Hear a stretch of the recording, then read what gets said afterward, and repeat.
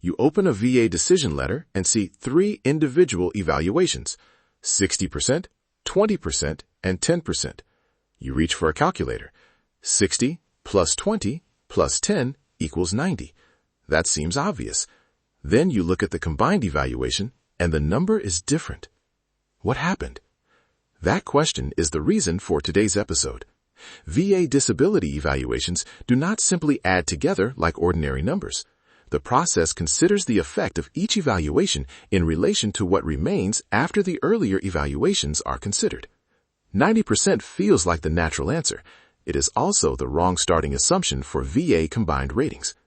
Welcome to the Veteran Benefits Reset podcast, where we help veterans and their families better understand the VA disability benefits process, one step at a time. I'm your host, Cameron Burrell, a U.S. Army veteran and founder of VetBiz Media. Today, I want to give you a practical framework, not a shortcut to a guaranteed percentage, not a way to predict what VA will decide, a framework for preserving the calculation trail, reading the official decision, and knowing what questions to ask when something is unclear. Our main idea is simple. VA math is not a bonus point system. It is a prescribed calculation of the remaining portion, followed by applicable rules and rounding. Your job is not to force the numbers toward a target. Your job is to understand what the document says and verify each step. Veteran to veteran, this is a facts over frustration episode. Education before action. Before we get into the numbers, a quick boundary. Veteran Benefits Reset is an independent educational resource. This episode does not provide legal advice, medical advice, individualized claims advice, or claim preparation services. Every veteran's service history, conditions, evidence, effective dates, and VA decisions are different, so every number we use today is fictional. It is here to explain a concept, not to predict your combined evaluation. If you are reviewing your own decision, start with the official VA documents. For questions about your particular circumstances, consider speaking with a VA-accredited Veterans Service Organization, claims agent, or attorney as appropriate. Current information should be verified through official VA resources. Now, 2 terms will help us stay oriented. An individual evaluation is the percentage assigned to one recognized condition. It might be an evaluation for a knee condition, hearing loss, a mental health condition, or another disability. A combined evaluation is different. It is the overall percentage after the recognized evaluations are combined under the applicable VA method. It is not the total you get by adding every individual percentage on the page. That distinction sounds small, but it prevents a lot of confusion. One condition can have its own individual evaluation. The combined evaluation describes the result after multiple evaluations are considered together. And there are 2 more ideas we will come back to: the bilateral factor and rounding. The bilateral factor may apply in certain qualifying situations involving paired extremities. Rounding affects how an intermediate combined value becomes the final evaluation displayed by VA. Those rules matter, but they do not turn this episode into a calculator for your case. They give you better questions to bring to the official record. Let's walk through the fictional example slowly. Imagine a veteran with recognized evaluations of 60%, 20%, and 10%. Again, this is a teaching example only. If we use ordinary addition, we get 90. But the VA combined ratings method generally considers the evaluations from the highest percentage to the lowest and applies each additional evaluation to what remains. Start at 60. What remains after 60%? 40%. Now take the 20% evaluation and apply it to that remaining 40. 20% of 40 is 8. Add that 8 to the original 60, and the intermediate combined value becomes 68. That is the moment many people stop and say, wait, why did the 20 only add 8? Because, in this simplified illustration, the 20 is not being applied to a fresh 100%. It is being applied to the 40% that remains after the first evaluation. Now look at the 10% evaluation. After reaching 68, the remaining portion is 32. 10% of 32 is 3.2. Add 3.2 to 68, and the simplified intermediate result is 71.2. Notice what happened. The first evaluation affected the starting whole. The next evaluation affected what remained. The third evaluation affected what remained after the first two. That is why 60, 20, and 10 do not automatically become 90. The 71.2 in this example is not your answer, and it is not a promise about what VA will display. It is a way to see the logic behind the calculation. The official result can depend on the applicable evaluation information, the required order, any qualifying bilateral factor, the official table, and rounding rules. So keep the lesson, not the prediction. Each additional evaluation is not simply another full percentage added to a clean 100. This is where the combined ratings table can help. Instead of doing every step from scratch, the table lets you combine two evaluations and find the corresponding combined value.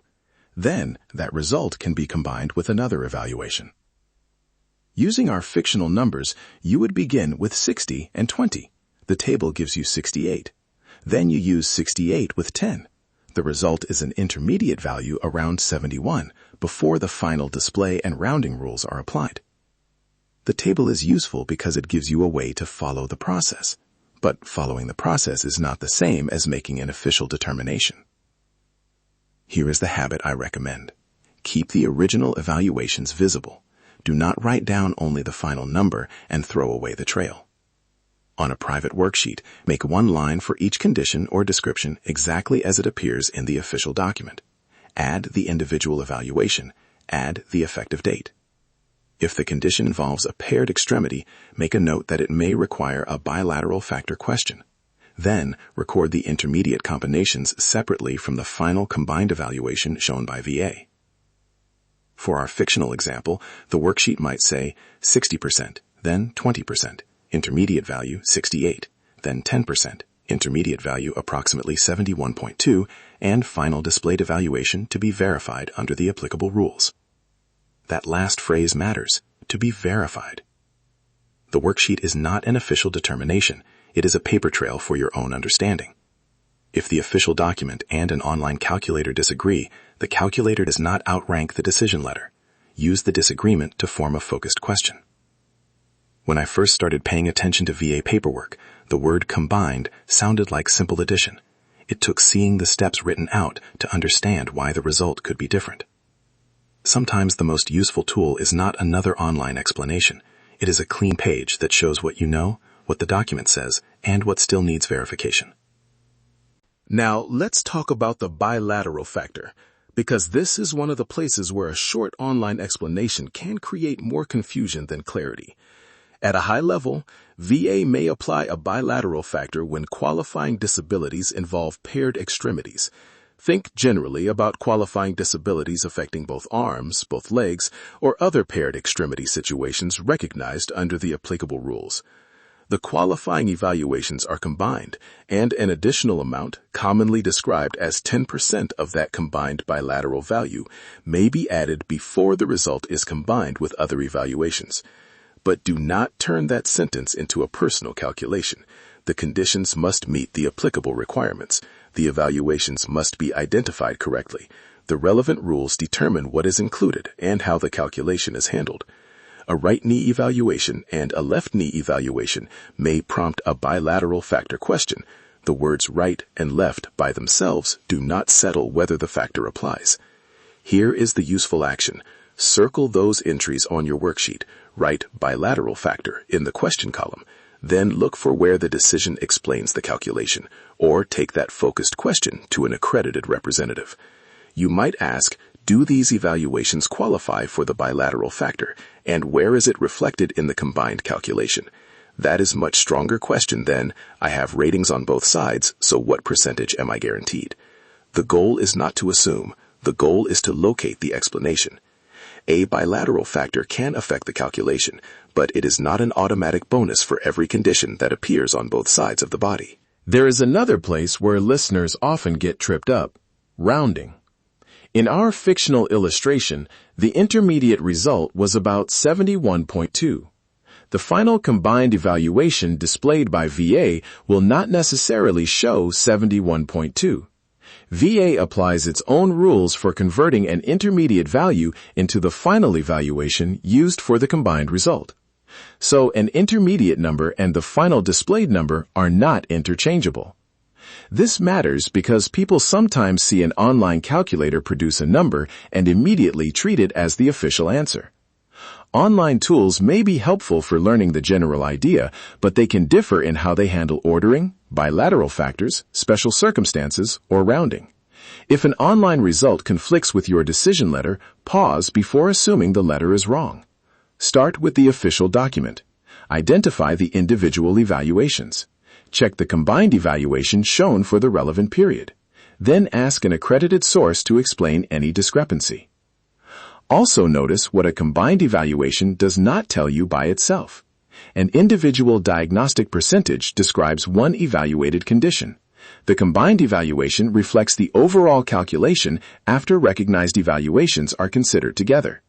For example, a veteran might see a 50% individual evaluation for one condition and a separate combined evaluation that reflects that condition along with other recognized evaluations. Those are different pieces of information. One is not a replacement for the other. Effective dates add another layer. Two evaluations may not begin on the same date. The combined evaluation can therefore differ across different periods, depending on which evaluations were in effect during each period. That means one combined number may not answer every question about every date in a decision. If the document shows more than one period, make more than one line on your worksheet. Write the date range, list the evaluations that were in effect during that range. Copy the combined evaluation exactly as it appears. Do not blend separate periods together just because the numbers are in the same letter. That is not overcomplicating the process. It is respecting the record. Let's put all of that into a decision letter review you can actually use. First, find the section that identifies the conditions or disabilities being evaluated. Write each one down using the wording in the document. Second, record the individual evaluation assigned to each condition. Keep those numbers separate. Do not combine them in your notes before you know how the document handles them. Third, record the effective date connected to each evaluation. If the letter describes different periods, create a separate row for each period. Fourth, locate the combined evaluation. Copy it exactly as VA displays it for that period. Then look for the explanation. Does the decision mention how the evaluations were combined? Does it identify a bilateral factor? Does it distinguish a new evaluation from a continued evaluation? Does the combined result change at a particular effective date? If something is unclear, turn the concern into a question. You could write, I see individual evaluations of these percentages, but I do not understand how the combined evaluation was reached. Or, the decision lists disabilities involving paired extremities. Does the bilateral factor apply, and where is it reflected? Or, the decision has two effective dates. Which evaluations were in place during each period? Those questions do not assume an error, and they do not predict an outcome. They identify the exact part of the document you need help understanding.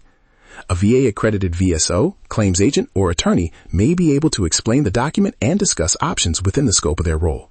You can verify accreditation through official VA resources. And protect your privacy while you do this. Keep your worksheet private.